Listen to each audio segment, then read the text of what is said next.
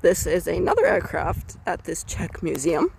This is a MiG-19 PM, also made by the Soviet Union, but the Czech Air Force used this.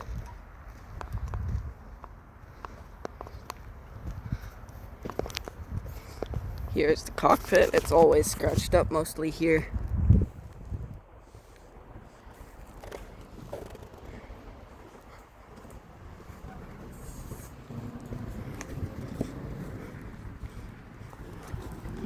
Now let's go to the back of the airplane.